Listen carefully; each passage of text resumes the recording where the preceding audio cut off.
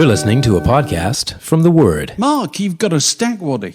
I have a stack waddy. I have a topical stack waddy for you, okay? Good. Products that have been launched by rock stars, some real, one a crisp work of fiction. Has a topical twist to it, okay? Okay. And here they come. Has Alex James of Blur? You can go all the way through, or you can guess per clue. It's up to you. You can wait till the end. I'll do it. Has Alex James of Blur marketed a sparkling wine called Britpop? Tasting notes suggesting a creamy mousse with ripe stone fruits, bright citrus, and a biscuity length. £25 a bottle. Okay. Carry on. That's the first one. The Bill Wyman metal detector is a lightweight, easy-to-use model aimed at getting kids interested in learning about the history of their surroundings. Is that fact or is that fiction? Move on. Kiss coffins. Be buried in a Kiss casket emblazoned with the band's faces and a giant Kiss logo. Oh, yes, you can actually get a Kiss casket. Kiss coffin, okay. The next one. Noah Cyrus tears.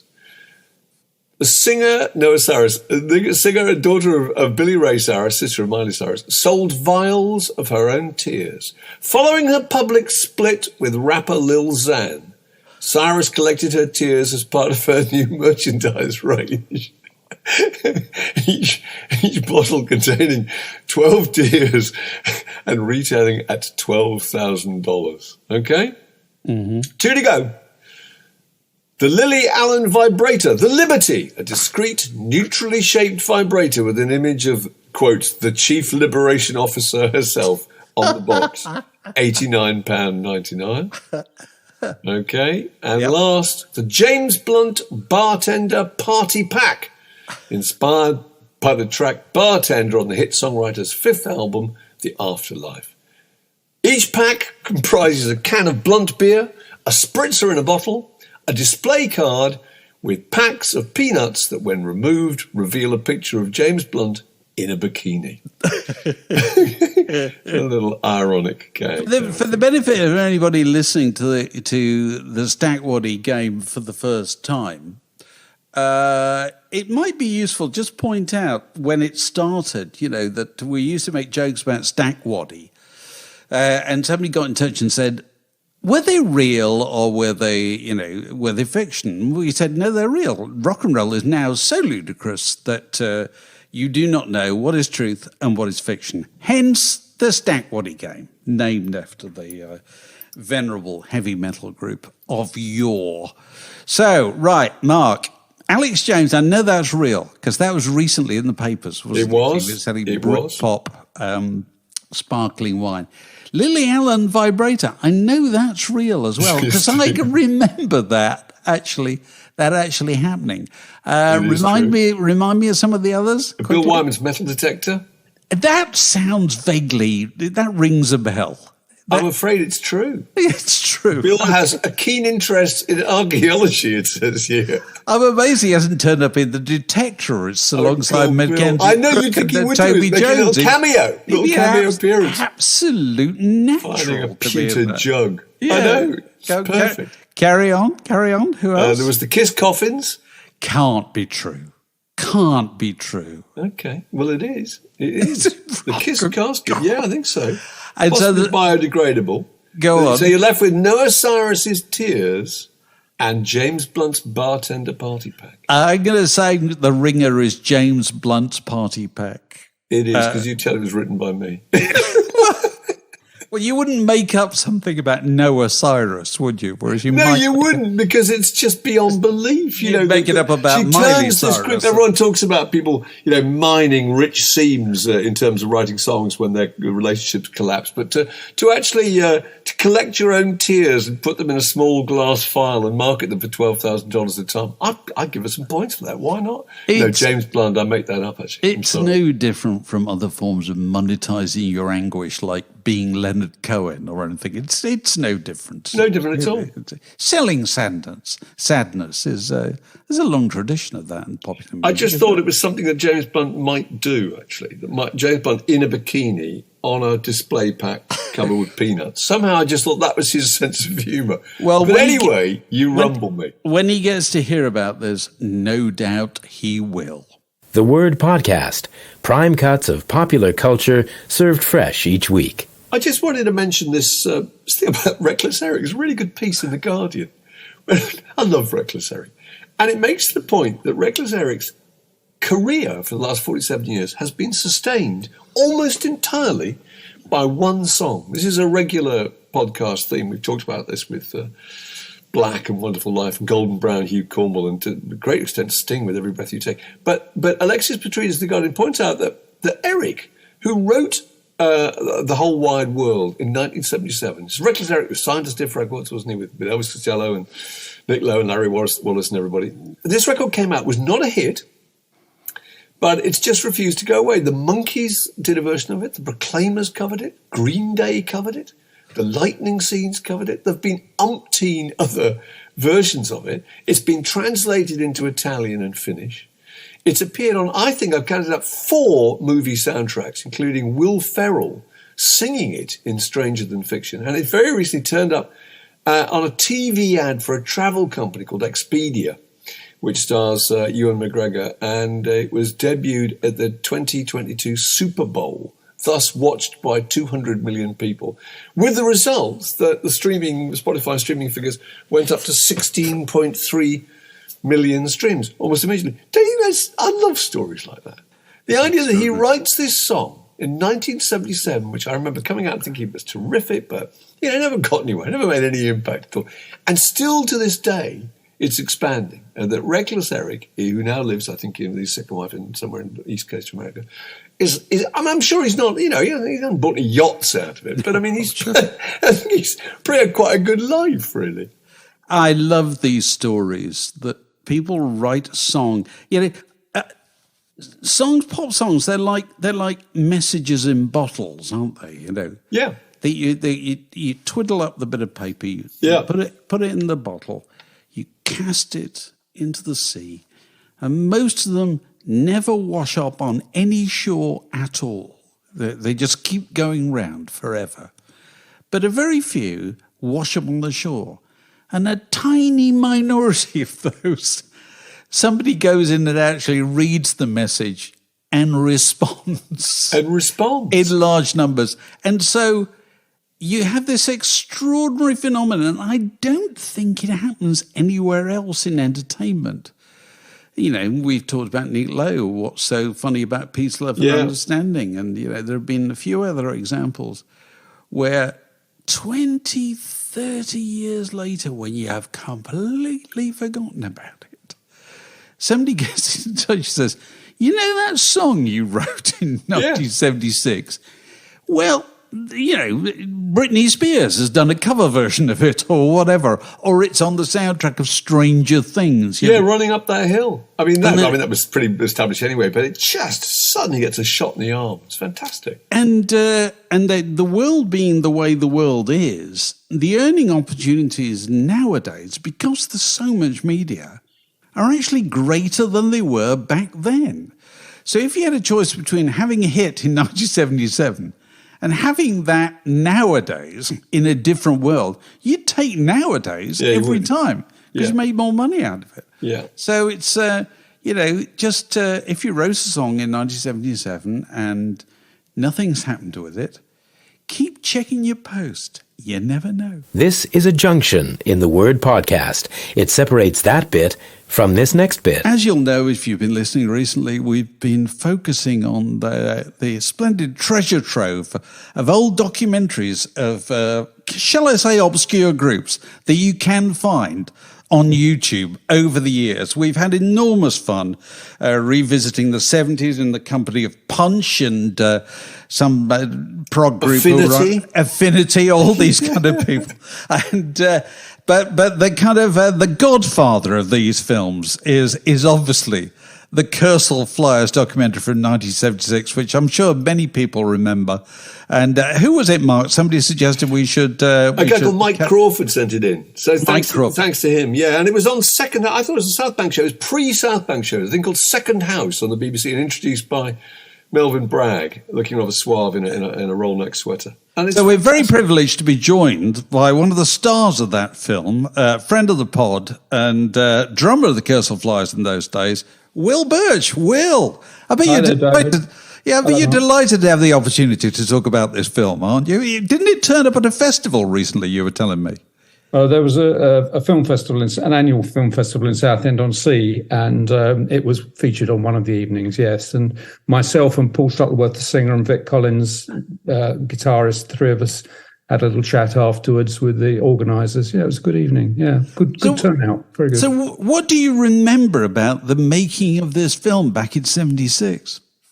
I remember that, and don't forget, we'd only sort of turned professional, as it were, about 9 months before, given up those of us that had day jobs, gave us our day jobs, and we decided to have a go. And we were doing quite well on the London pub rock circuit, and we got a record deal, etc. And then suddenly, out of the blue, 6, 7 months later, we got the word that there was a documentary being made by Mark Kiddell. There were two other groups were in the running. One of them was Ace, which he was considering doing, and the other one was Kokomo, but there were about 200 members of Kokomo, so I think there would. Why did they choose you?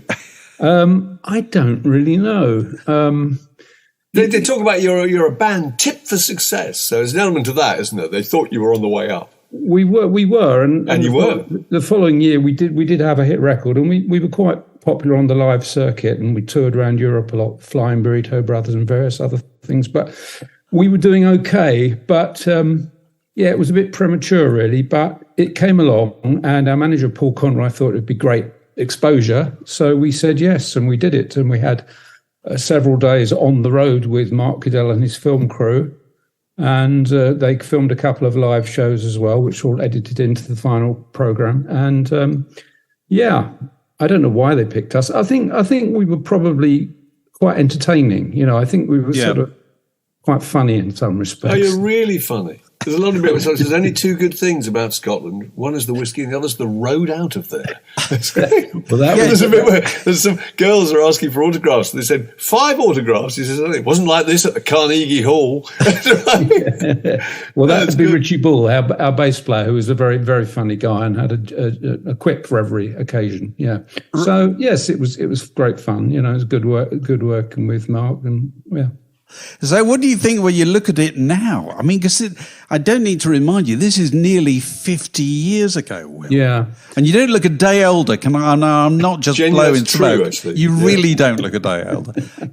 Well, thank you. It was a bit embarrassing. It is still a bit embarrassing to watch. I mean, at the film festival recently, I did sit through most of it, and I was sort of cringing a bit. Chatting up the birds and so forth. Terrible expression, isn't it? Chatting up the girls. But the thing was, the camera's there, and the guy wants to film, and it's the entertainment industry, and you've got to try and entertain. It's no good hiding in a corner and pretending So I think we've sort of rose to the occasion, it's a bit cringeworthy to watch now, but of course it did. A lot of people say indirectly led to the Bad News tour. The comedy strip. Right. Right. That's interesting. It's very, very similar, and in fact, there's quite a lot of instances in the comedy strip film that are almost taken directly from our like what sort of things? Oh, I can't cite them now. I think, the funny thing is there not in that, I haven't watched The Bad News for a while, but there's a scene in our documentary where Paul is on the phone to his wife from a hotel, telling her how the tour's going. And I think they sort of stole that, I think. Right. I say stole, I think they were sort of influenced by it. But that's no bad thing, I love the idea. It brings back a kind of lost world of gigging. I was watching it yesterday, and I think you play one show at Middlesbrough Town Hall. Is that right? We do. And you've obviously played a couple of encores, and you've gone back to the dressing room, which is at the top of the building, and you're starting to unzip a can or whatever, and they're still applauding downstairs. And you're thinking, well, shall we go and give them another one? Or shall we really? Can we be bothered? And I think nobody would do that nowadays. They'd be tearing straight. So grateful for this. So grateful. I think that might have been what they called a second encore. I can't quite remember, but I don't think we would have not done an encore. No, absolutely. I wasn't suggesting that. But clearly they were still there. I was just interested in the idea of who were a bunch of people who turned up in Middlesbrough on a Saturday to see a group who weren't in the charts. You know what I mean? It wouldn't happen anymore, would it?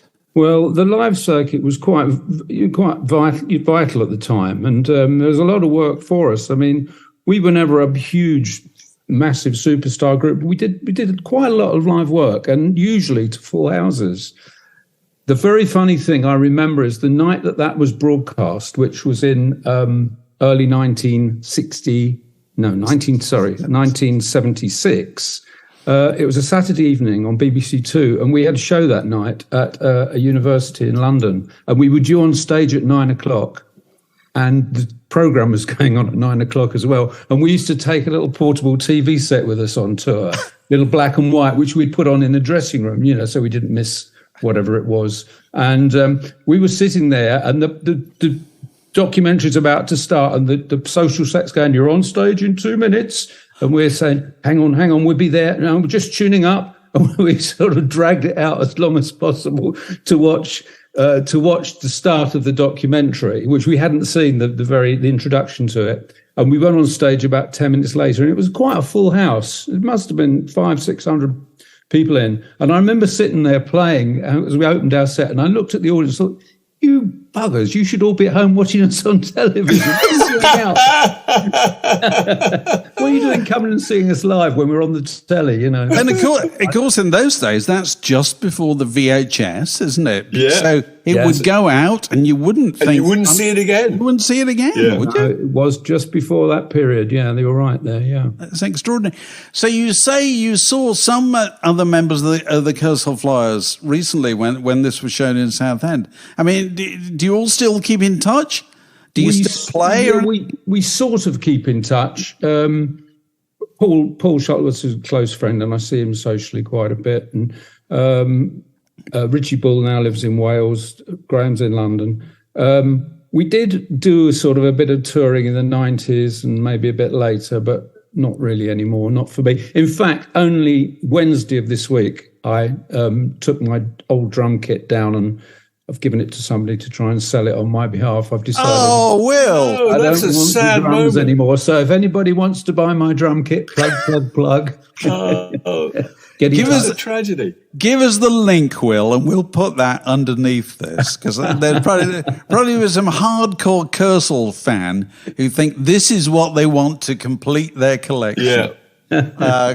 So don't be ashamed to watch it, Will. Otherwise, it's a wonderful slice of life, as are all these films. Good. You forget the distances that people used to drive, all the way from Southend to Aberdeen or whatever. There you are. And then play a gig. There you are at the back of the van, and you do the obligatory mooning shot, don't you, of the passing camera crew. Yeah, for the benefit of the camera, yeah. But you put all that behind you. Boom, boom. The Word Podcast. Fix yourself a drink and it's like being in the pub. Well, we have a birthday guest, Ed Newman. And Ed, it's very nice to see you and hear you indeed. And you have a conversational log to chuck on the fire, which is what?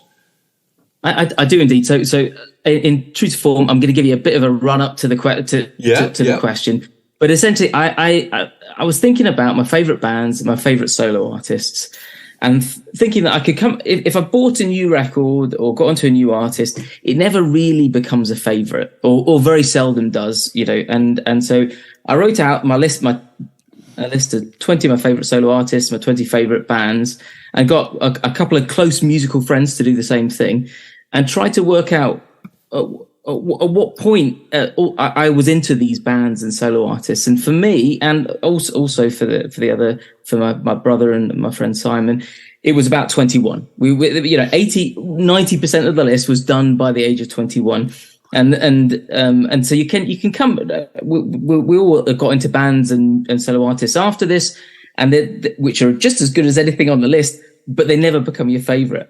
And the question I've got is if that is the same with other people, why is it not the same for movies and directors and authors and books and TV shows and jazz musicians and classical composers? You can get into other art forms and they can become your favorites at a later stage. But why is it so embedded in for pop and rock music at such an early age? Mark, you've got a theory. No, I've got a theory. That's such a good question, I think. My theory is because listening to music, I think, is a completely different experience from reading a book or watching a film or whatever. I think listening to music is entirely about you. Partly because music is invisible, I think. It's utterly immersing. It's what you feel about the lyric. It's what you feel about the people who are performing it. It's what you feel about the memories that it reminds you of when you first heard it or whatever. It's about how you're affected by it. It's about, you don't just listen to a Blur record. You're experiencing your feelings about Blur. And I think that's completely different from reading a book or watching a film, because I think that's an objective piece of entertainment where you're taken away somewhere. So firstly, I think the process is really different.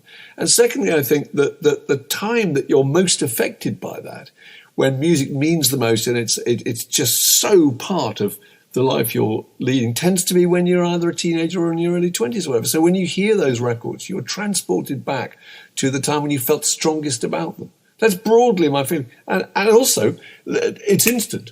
Reading a book and watching a film, it takes a long time. That's several hours. Whereas a record, it's an instant thing that can just transport you back. Anyway, that's how I feel about it. Is there anything in that? I think there's a lot of truth in that. I would just add, I think your relationship with the people who make music is different from your relationship with the people who write books or direct movies. Because basically, they're friends. And you adopt them as friends, and then you spend the rest of your life post-justifying the decision you took emotionally at the age of 16 or 18 or whatever.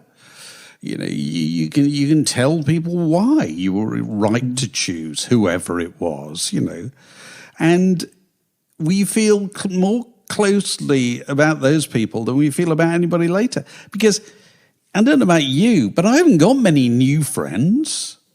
It's just the way life works. I've got loads of old friends, and we always joke, Mark and I always joke, I don't want any new friends because we'd have to let one of the old ones go, so make a bit of room for them. And it's kind of like that with musicians, isn't it? I hear lots of things, I think that's really good.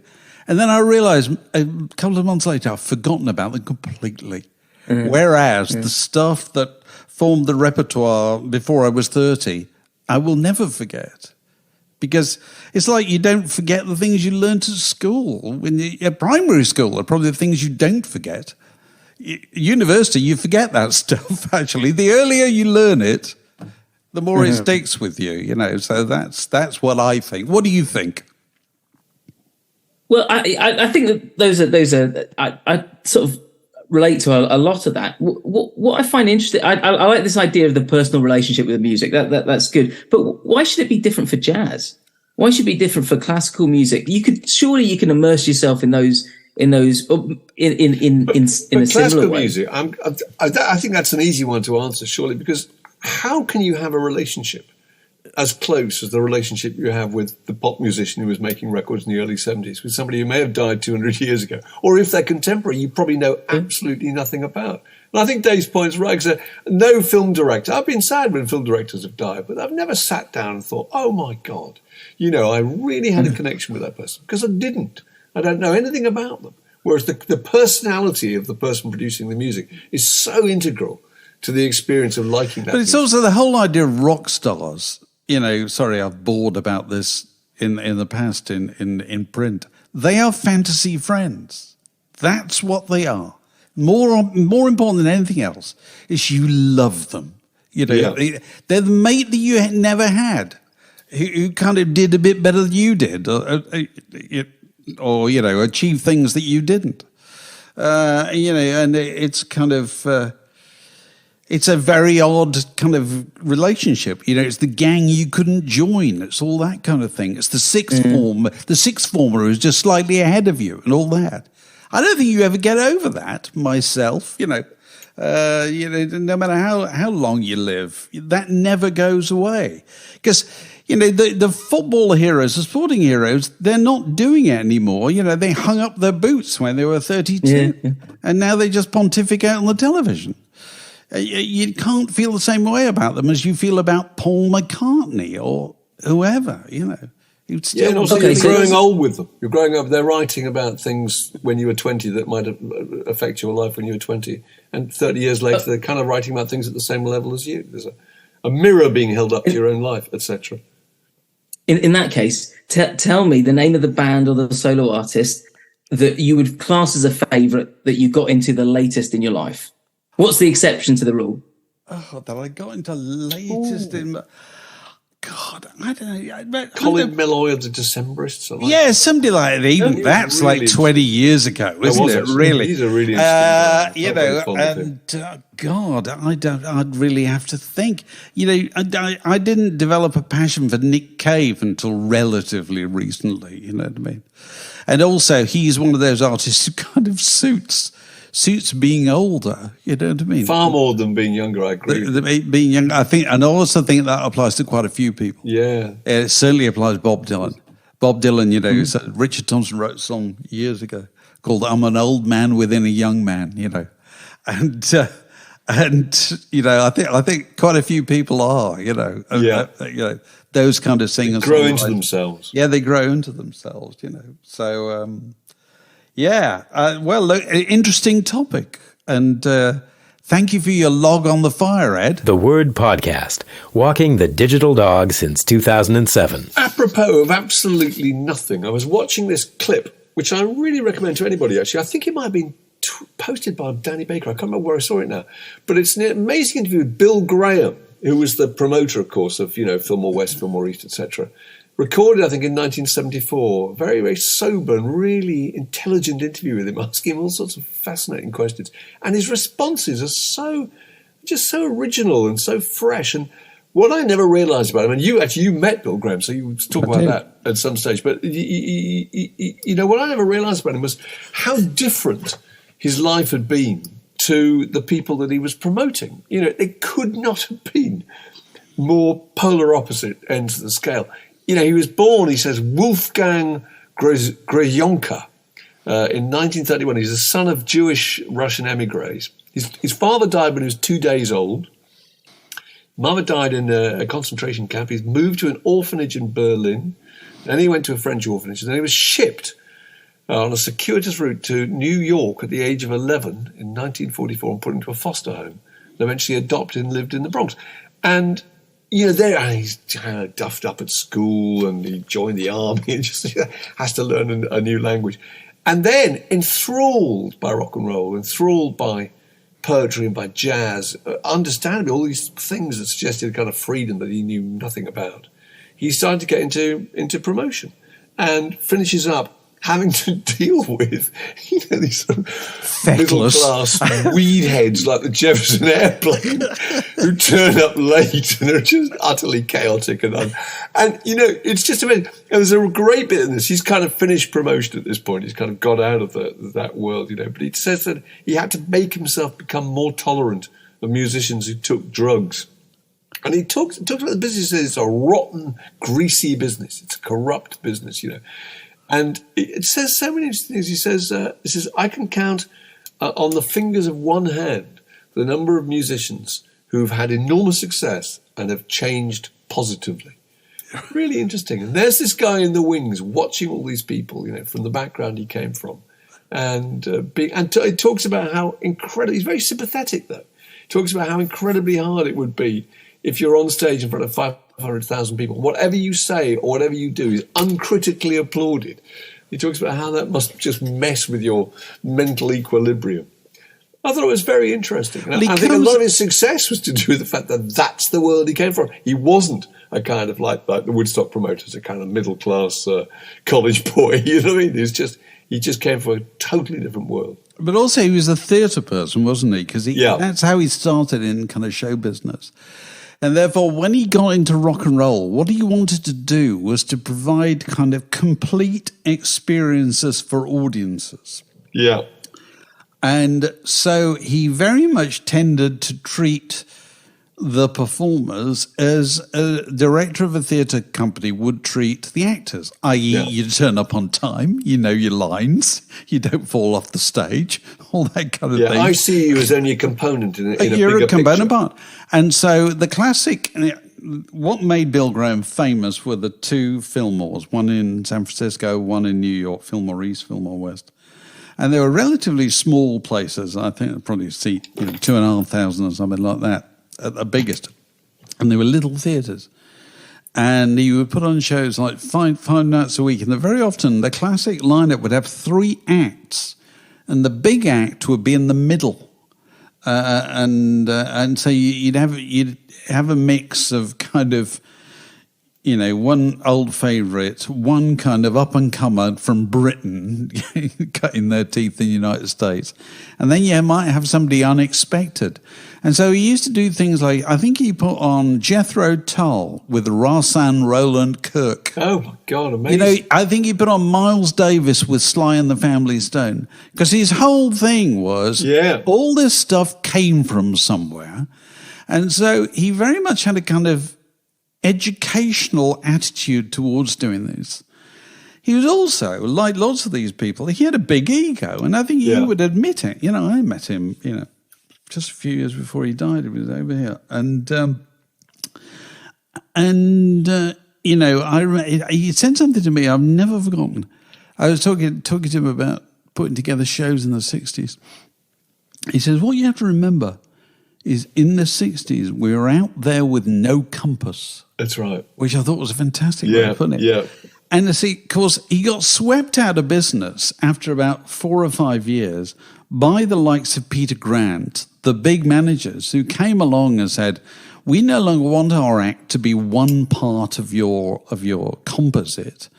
Our act, plays on its own and, takes over the whole evening, takes over your venue and bigger venues than yours. And we want 80% of the game. And we want 90% of it probably, and you'll be looking to get 10% of it.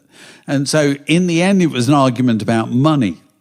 And, he had to knuckle down really, and he got into the big promotion game, and he was working for the Rolling Stones right up until Steel Wheels, which is whenever that is, 1989 or something like that, when basically the Stones kind of put their plans to tour America out to tender, and Bill Graham bid a huge sum of money, and they said, no, that's not enough, because, what's his name, Michael Cole, the Canadian promoter, who revolutionised the concert business, just came in and said, I can make far more money out of a tour than anybody's ever made before, because I'm going to sell sponsorship, I'm going to sell the beer rights, the parking rights, the whatever. And therefore I will write you, Mick Jagger and the Rolling Stones, a huge check at the beginning, and then it would be up to me to make the money back. Well, that wasn't the way that Bill Graham had worked, so it was kind of... Which is very attractive for a musician to have it guaranteed money in the bank. Absolutely. Before you've even done a day's work. Huge sums of money. You're taking the guesswork out of it. But he was a hugely important person, Bill Graham. And it's really interesting. Pete Townsend's one of the people who talks about this a lot. The Pete Townsend says that what changed The Who was, what do you think? I think Pete Townsend calls it the Electric Ballroom Experience. Electric Ballroom was a venue, was it in Boston? It was somewhere like that.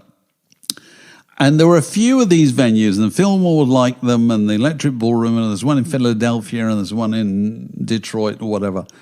And they were run by local promoters, and they would get in, there'd be 3,000 people that come in, And the band was suddenly, The Who, in their case, was suddenly doing something that was different from what they'd done before. Because what they'd done before was kind of package tours, really, or universities. And it'd been go on, play your hits, get off kind of thing. Whereas the Electric Ballroom Experience meant that they might play for 2 hours. Yeah. And so if you listen to The Who live at Leeds, as everybody has done, that is a form of music invented for the American electric ballroom circuit, in that it chugs away. You know what I mean? It's not that many numbers. Numbers play for quite a long time with kind of periods of tension and then climaxes and then new periods of tension and so forth. It's a different form of music, and they wouldn't have played that kind of music had it not been for the Electric Ballroom Experience. And the Electric Ballroom Experience was invented by Bill Graham. Yeah. Because of that, I think, and if you listen to all those live at the Fillmore East, Humble Pie, the Allman Brothers, all that stuff, Cream, Wheels of Fire, it was all because they give that amount of space. He was shaping that kind of experience, and they were inventing a kind of music that would work in venues that big as well. But those venues then very quickly, Mark, became really small because there's 2,500 people, and then within 2 years they're playing Dodger Stadium. Yeah. It's a totally different kind of thing. The other thing about Bill Graham, really interesting, is whenever there's a live album recorded at the Fillmore, he introduces it. It's him. Yeah. That was the ego. It's my show. I'm in charge. Well, Bill Graham's Fillmore East. I mean, that's absolutely. Kind of, to give it its full name. That's what he used to get involved in real altercations with members of the crowd who weren't behaving themselves in a way that he expected. He would literally chuck people out himself. And also, the other interesting thing about Fillmore's, when you think about it now, at this distance, over 50 years, no booze. There was no booze in the Fillmore. And you think about nowadays, what inextricably linked with live music? Booze. Completely. Booze, absolutely. Almost unimaginable without it. Actually. There was no booze. First thing you did when you arrived was go to the bar. People would smoke joints. And the other thing is, there was only one form of sustenance at the Fillmores, and they used to have a load of apples in the foyer. Help yourself to an apple. And how much would you pay? You wouldn't pay much, I don't know. Keep you going till 6 in the morning. Few dollars. When Elmer Gantry comes on. Elmer Gantry. Absolutely. While we're talking about this, actually, let's just continue, because we started this thing last week where we do a quiz on Friday nights, and, for Patreon supporters, and, if you are one and you'd like to join us, please do so. And basically how this works is we do it Friday nights at 6:00, and we have a load of picture clues, and what you have to do is to guess which album we're talking about. This is recently, we used to do, it used to be an act, now it's an album. And so last week we did Simon & Garfunkel, Bridge Over Troubled Water. And this week we just recorded it earlier, just did it live earlier, and you'll know if you took part in it, was U2's Achtung Baby. And I was listening to that today, Mark, and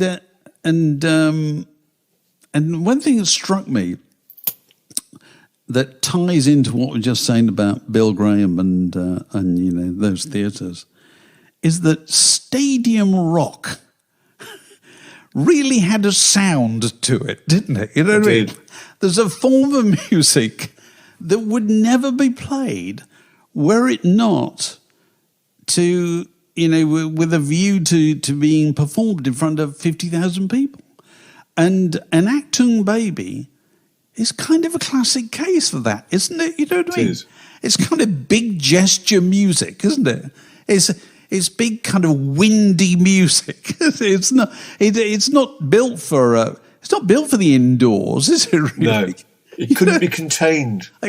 Possibly even by a roof, actually. And it's just, I was listening to it today. I thought I couldn't help couldn't get out of my mind the picture of, if you go to these big gigs and you might be up in the gods or whatever at the back of the place, and you'll see the act go into some familiar song, and you'll see people just rush towards the stage and try and find a patch, you know what I mean, and embrace their mates and then bounce up and down, you know what I mean? Yeah. And it really struck me, that's the stadium rock experience, isn't it? It's kind of not got a lot to do with music. It's just a thing of its own, isn't it? It is. And you two found a way of doing it there, didn't they?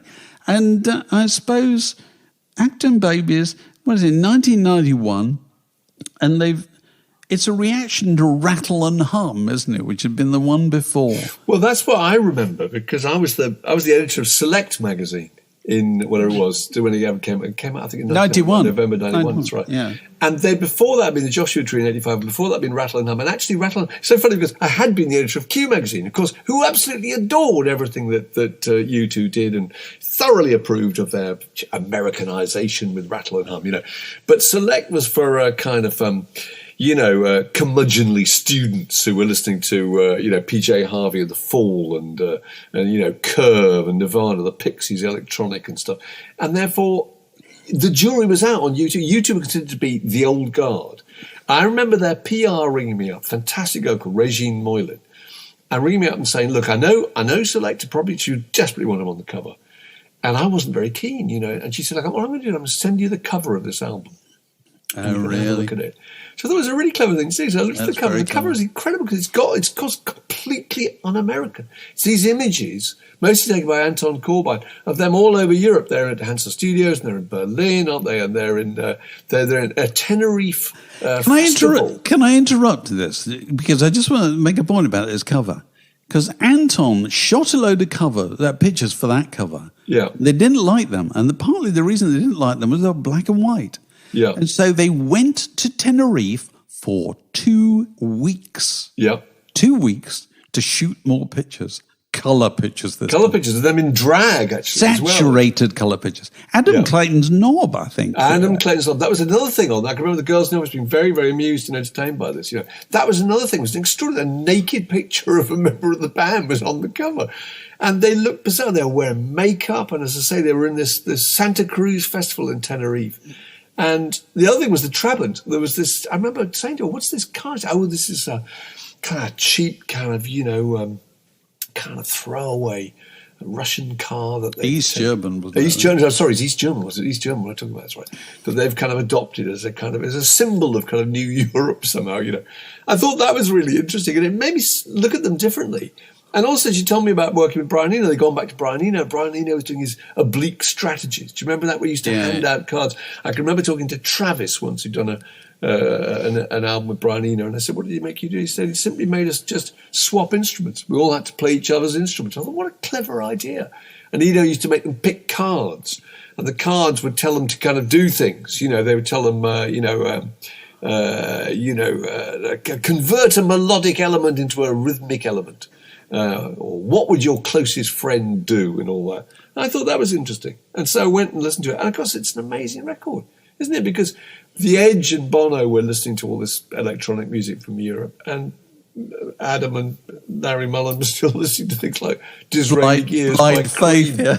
Blind Faith. They were Blind Faith, I think. Blind Faith. So it's fantastic. It was the record that completely changed their fortunes because suddenly they became kind of fashionable and we put them on the cover. So part of it I feel so fond of that record is that when you were an editor of a magazine, you put somebody or something on the cover that sold, you always got a real soft spot for it. And it did really, really well. I'll tell you, the other connection is that you and I have been reading the Kevin Armstrong book. Kevin Armstrong, the guitar player, has written a really good book called Absolute Beginner. Terrific book, yeah. Memoirs of the world's best, least-known guitarist. And Kevin Armstrong has done many things, worked with David Bowie and Iggy Pop and all sorts of people, Paul McCartney and whoever. And I was reading the bit the other day where he talks about going to joining Eno's choir. Oh, yeah, I've sung in Eno's choir. You've sung it. So Eno has a choir. And one of the things... called the Elgin Marvels. Oh, but anyway, yeah. Elgin Avenue. And one of the things that Kevin Armstrong talks about is that Eno thinks that lyrics, it doesn't matter whether they mean anything. All that matters is whether they sound right with the music. And, I'm inclined to believe it, because you and I were talking about Bridge Over Troubled Water last week. And I know we were quoting the lyrics of The Boxer by Paul Simon. I'm just a poor boy, though my story is seldom told. I squandered my resistance for a pocket full of mumbles. Such are promises. Yeah, all lies and jest. For the man hears what he wants to hear and disregards the rest. Absolutely, which we thought were masterful. And somebody got in touch on, I can't remember how, on the Patreon social bit, talking about how Billy Bragg said that he'd submitted a Paul Simon lyric at school for in English literature class and it got 7 out of 10 or something. and I said, well, that's probably right, really, because, a poem, Philip Larkin, when he wrote a poem, it took him months to write a poem because it all had to work. It all had to work on its own. A song lyric is not like song that. Written over 2 bottles of beer with Art Garfunkel breathing down your neck. But there's a kind of classic case of this on the U2 album, because the key song on Achtung Baby, the song that brought, they all say brought them back together because they're on the verge of breaking up, is One, and we all know One. It's fantastic. It's not quite a ballad. I don't know what it is. It sounds vaguely folky. Everybody knows it, and it's a lighter in the air tune if there ever was one, isn't it? One. It is. I defy anybody to tell me what it means. To sit there and read those lyrics, it doesn't mean anything. Doesn't make sense, and they're not even terribly good. They're rather clumsy, but they sing perfectly well. They do. They sing absolutely. There's a great documentary about the making of Achtung Baby, which I can remember seeing, and they talk about when they discover that, they find that song, they're just jamming, and they play the whole of this section because they're recording everything in the desperate hope that something might turn up, and the edge stumbles across that chord sequence, and it's just wonderful. They identify it on the computer, and they put it up, and then they play it, and they say, now there's something in that. And it's one of those really magical moments, actually. Because it's a terrific song. It's just a great chord sequence. Yeah. Why it had never been done before, I don't know. I'm sure it has, actually. Yeah. It's probably an old Temptations song. So 1991, let's just remind ourselves, how long ago is that, Mark? 34 years. Is it 34 years? No, 32 years ago. 32 years, my Lord. 32 years ago. This podcast was brought to you by The Word.